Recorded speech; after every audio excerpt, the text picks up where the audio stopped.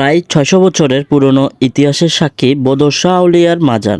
১২ আলিয়ার মধ্যে তিনিও অন্যতম একজন সুফি সাধক বদর শাহ আউলিয়া। চট্টগ্রামের প্রথম ইসলাম ধর্ম প্রচারক। তাছাড়া ভূত প্রেত জিনদের থেকে মুক্ত করার জন্য সুনাম ছড়িয়ে পড়ে চারদিকে। হযরত বদর শাহ রহমতুল্লাহ চট্টগ্রামের ইসলাম প্রচারের অন্যতম অগ্রদূত। মধ্যযুগীয় বাংলা সাহিত্যের মধ্যে তার নাম বদর শাহ আলম হিসেবে পাওয়া যায়। তো আজকের এই ভিডিওতে এই মাজারে কিভাবে আসবেন, এই মাজারের সঠিক লোকেশন কোথায় এবং কি কি দেখতে পাবেন এই মাজারে, তাছাড়া এই মাজারের আধ্যাত্মিক কিছু তথ্য তুলে ধরার চেষ্টা করব আপনাদের মাঝে। চট্টগ্রাম শহরের টাইগার বাস মোড় কিংবা অন্যান্য যে কোনো জায়গা থেকে যারা আসবেন তারা প্রথমে লালদিঘির মোড়ে আসতে হবে। সেখান থেকে পায়ে হেঁটে চলে যেতে পারবেন জেল রোড দিয়ে একদম বদরপট্টি এলাকায় এই বদর শাহ মাজারের সামনে। এই মাজারে যাওয়ার আগেই দেখতে পারবেন মহসেন আলিয়ার মাজার।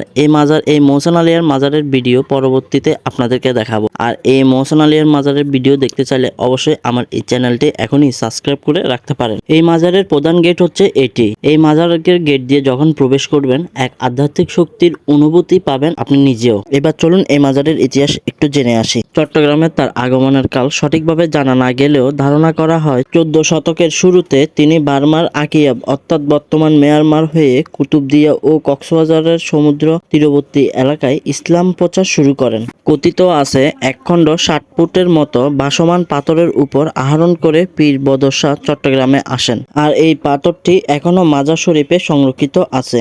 এটি হচ্ছে সেই পাথর। এখন এগুলো ভেঙে গেছে, খন্ড খন্ড হয়ে গেছে, কিন্তু এই পুরোটাই মিলে একটি পাথর ছিল।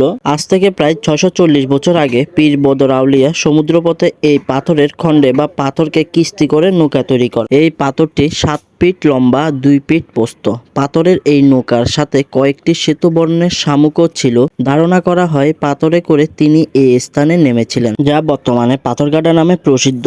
এবং পরে বদরকিল্লায় তিনি বসতি স্থাপন করেন। তখন সেই জায়গাটি ছিল দুর্গম, পাহাড়ে ঘেরা। তিনি শহরের গোড়াপতন করে সেখানে তিনি একটি কিল্লা স্থাপন করেন। সেখানে বর্তমানে বদর শাহ দরগা শরীফ বিদ্যমান, যেটি ৬৪০ বছরের প্রাচীন চট্টগ্রাম মহানগরীর একটি অন্যতম স্থাপনা। জনশ্রুতিতে আসে পীর বদর শাহ এবং পীর মহসেন আউলিয়া দুইজনের সম্পর্কে ছিলেন মামা ভাগিনা। তারা একসাথে পাথরের নৌকায় করে সমুদ্র পথে আসার সময় মহসেন আউলিয়া আগে চলে আসলে বদর শাহ তাকে ছোড়া নিক্ষেপ করেন। ওই ছোড়া লক্ষ্যভ্রষ্ট হয়ে সমুদ্রে পড়ে গেলে তা পরবর্তীতে ছুরি মাছে পরিণত হয়। আজকের ছুরি মাছ তারই কেরামতির ফল বলা হয়।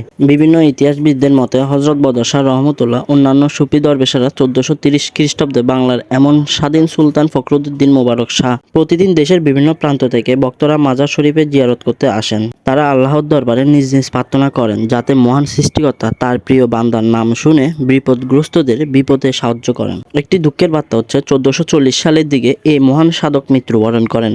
চট্টগ্রামে হিন্দু, মুসলিম, বৌদ্ধ, খ্রিস্টান নির্বিশেষে নৌকা সম্পানের যাত্রী মাঝি মাল্লারা এই চট্টলার অধিকারীর আপদে বিপদে এবং সুফি সাধকের পতিত নাম এখানে এরা বদর শাহ নামে স্মরণ করে। এই মাজারের গেট দিয়ে যখন প্রবেশ করবেন তখন হাতের বাম পাশে একটি কবরস্থান দেখতে পারবেন, যেটি বদর শাহর পারিবারিক কবরস্থান।